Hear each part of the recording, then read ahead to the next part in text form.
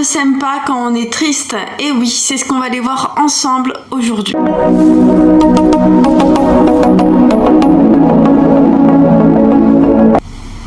Hello les phénix. Alors, on se retrouve dans une vidéo pas tant, j'allais dire particulière, mais non, pas tant que ça. En fait, cette vidéo, elle m'a été inspirée par une personne que j'accompagne en maïeusthésie. Et là, il y a quoi, 4-5 jours à peu près, on a eu un échange lors de la séance. Et je me suis dit, tiens, on va parler de ça. J'avais envie de vous parler de ça. Les personnes que j'accompagne m'inspirent, m'inspirent énormément pour la chaîne. Et je me suis dit, tiens, faut que j'en parle parce que je pense que ça peut parler à beaucoup de monde.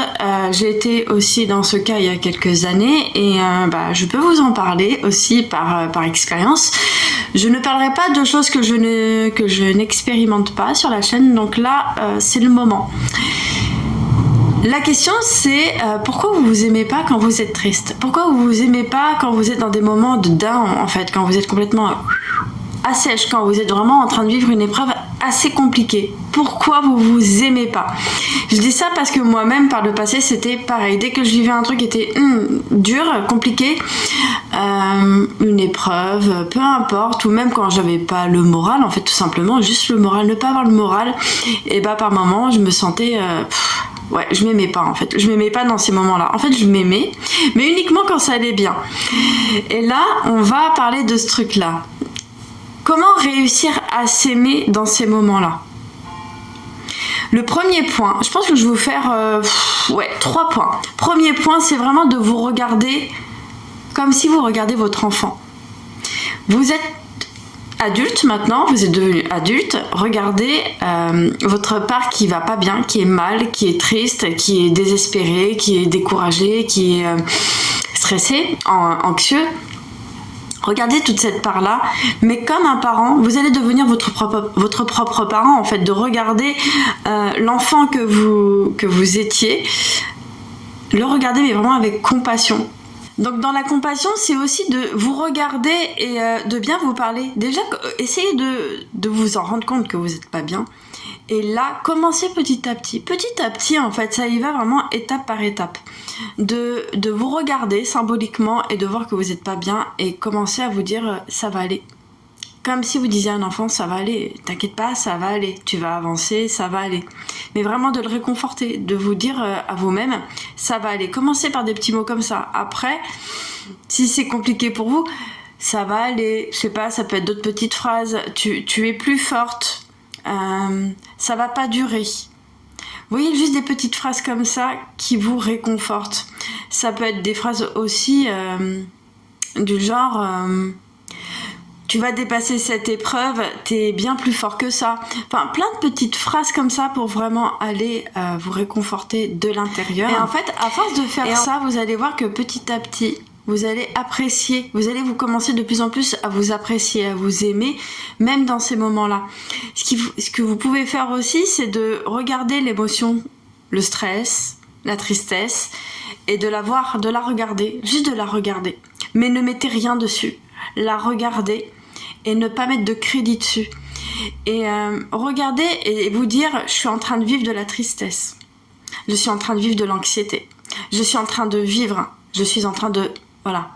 Et rien que le fait de voir et de vous dire, je suis en train de vivre de la tristesse. Juste mettre un constat en fait sur ce que vous vivez, ça va beaucoup vous aider à vous dissocier de l'émotion. Ça va aussi vous apprendre que l'émotion c'est l'émotion, vous c'est vous. C'est comme plein d'autres trucs. L'émotion, c'est l'émotion, vous, c'est vous. Dans le sens que l'émotion n'est pas vous. Et plus vous allez regarder ça et vous dire « je suis en train de vivre de l'anxiété, je suis en train de vivre de la tristesse », vous allez faire un switch de « c'est juste une émotion, c'est pas moi ». Parce que très souvent, quand on voit ça, on se dit « ouais, je suis triste, je suis nulle. Ah, je stresse, je suis anxieuse. Ah, je suis pas capable. » C'est associé aussi, hein. Le stress, c'est associé un peu à la confiance. Ah je suis pas capable. Mais tout pour aller vous suicider mentalement, en fait. C'est vraiment ça, c'est un suicide mental, en fait. Et là, vraiment, le fait de vous dire, je suis en train de vivre quelque chose, je suis en train de vivre une émotion, je suis en train de vivre un truc. Ça va vraiment vous mettre à distance de ce que vous vivez. Vous le vivez, mais c'est passager. Ensuite, deuxième chose. Alors, deuxième chose, ça serait de... je vous le dis direct, hein, moi des fois mes vidéos sont pas préparées, c'est au talent. Deuxième chose, c'est pas forcément parce que souvent on a envie de voir le problème, pourquoi on n'est pas bien. Non, on va pas aller remuer la merde. Ce que vous allez faire, c'est prendre un papier, un stylo et faire une liste de ce qui va bien dans votre vie, ce qui va bien dans votre vie. Oui, je suis sûre qu'il y a des choses qui vont bien, même si là vous êtes pas bien, il y a quand même, allez, je suis sûre au moins 3-4 choses qui vont bien dans votre vie, dans certains domaines. Prenez un papier, un stylo et faites la liste des choses qui vont bien. Je vous le dis parce que c'est un exercice que j'ai donné à une personne en myosthésie et celle-là, elle est remontée d'un coup. Hein. Vraiment, elle était en bas, elle est remontée, mais très très vite. Donc faites cet exercice quand vous n'êtes pas bien. C'est uniquement dans les moments où vous êtes en déprime totale, désespoir, décourage, tout ça, tout ce qui est l'ordre du ressentiment, Je suis désolée, il faut le dire, hein. Je vais le dire parce que je l'ai en tête depuis tout à l'heure. Tout ce qui est bas astral, en fait, tout ce qui est des énergies basses, tout ça, c'est des énergies basses, en fait. Vos énergies ont besoin de remonter d'un coup. Donc, faites une liste des choses qui vont bien dans votre vie et vous allez voir que, quand même, possiblement, il y a des choses qu'on pourrait voir différemment. Ça va vous aider à changer aussi votre perception de ce que vous vivez. Ensuite, troisième et dernière chose, c'est le fait de vous remettre en tête, vraiment, alors, si vous aimez écrire, faites-le à l'écrit, mais vous mettre en tête, vous faites la liste comme ça, mentalement, de toutes les choses que vous avez réussi à dépasser, à surmonter. Faites la liste des choses que vous avez réussi à dépasser. Et vous allez voir que, ça va. Vous allez vous sentir puissante. Rien que le fait de faire ça, ça va vous faire vous sentir bien, déjà bien avec vous. Et ça va aussi vous faire remonter les énergies et votre confiance. Et vous allez voir que quand l'énergie remonte, la confiance remonte, qu'est-ce qui remonte ? La fierté, bien sûr, la fierté. Et quand on est fier, forcément, il y a quoi qui se développe ? L'estime. Vous commencez de plus en plus à vous aimer parce que vous avez capté que vous avez quand même surmonté beaucoup de choses dans votre vie. Et je suis sûre que la liste, elle fait pas 10 choses. À mon avis, il doit y avoir au moins plus de 10 choses que vous avez réussi à surmonter. Je suis sûre, faites la liste. Je suis sûre que même dans les petites choses, des plus petites choses aux plus grandes choses, il y a des choses que vous avez réussi à surmonter. Alors quand je dis surmonter, ça peut être des deuils que vous avez surmontés, ça peut être une rupture amicale, une rupture sentimentale, ça peut être le fait d'avoir perdu un enfant, ça peut être tout plein de choses, le fait d'avoir perdu peut-être son foyer, sa maison, sa voiture, enfin même des biens matériels, le fait d'avoir surmonté ça. Le fait d'avoir surmonté aussi des traumatismes d'enfance assez lourdes, voilà, ça peut être des guerres, de tout, des traumas sexuels, tout, de la violence. Faites la liste de tout ça. Faites la liste de tout ça et vous allez voir à quel point vous êtes des phénix. Et oui, des phénix qui renaissent de plus en plus. Donc, rien que le fait de vous faire ce genre d'exercice sur vous, les 3 que je vous ai cités, vous allez voir que ça va vraiment vous aider à retrouver de l'amour pour vous. C'est très important d'aller vous aimer, de retrouver l'amour, de développer l'amour à l'intérieur de vous. Parce que, je vous le dis par expérience, plus vous vous aimez, plus ça va déborder. Et plus ça va déborder, plus vous aurez du mal à le garder pour vous et vous aurez envie de le partager, en fait, de le donner au monde, à l'extérieur. Donc voilà, développez ça, développez de plus en plus l'amour de vous-même.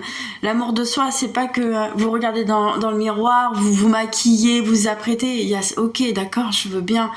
Mais l'amour de soi, c'est pas que ça. Hein. L'amour de soi, c'est aussi dire à quelqu'un, ouais, c'est bien, ouais, c'est tout.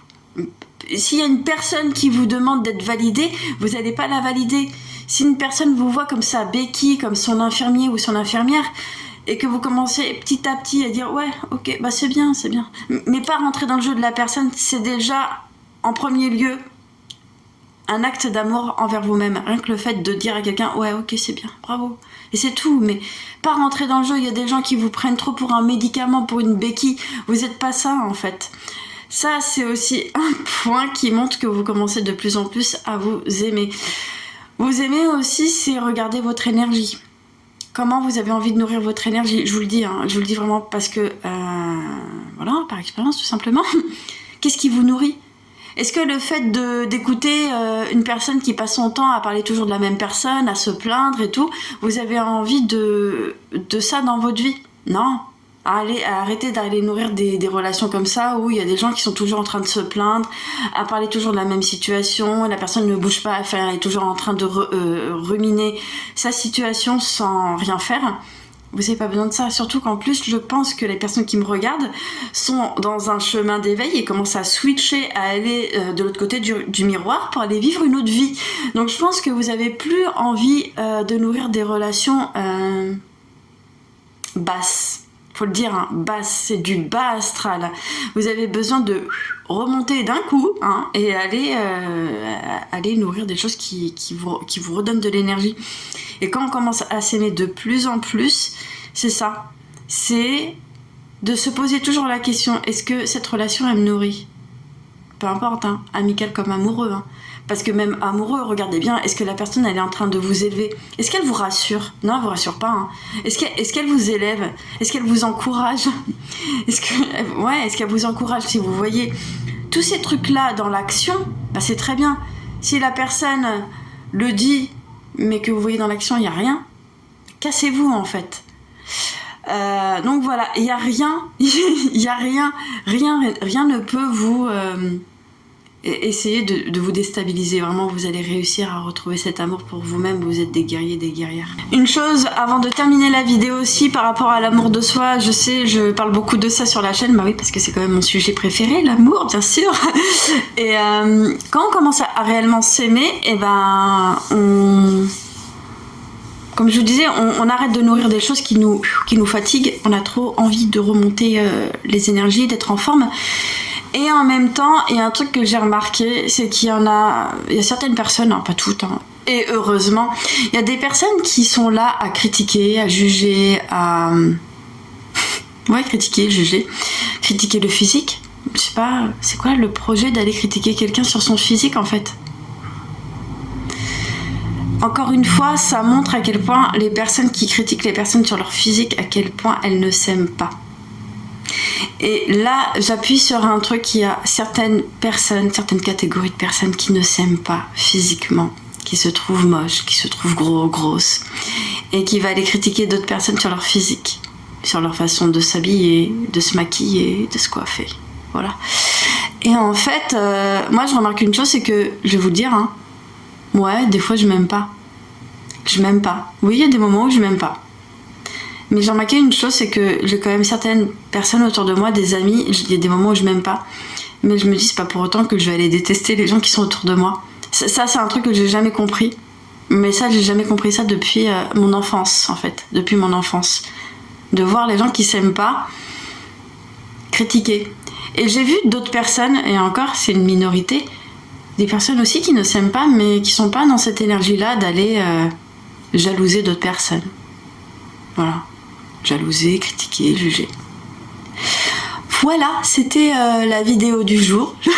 Je vous fais plein de bisous, je vous dis à la prochaine!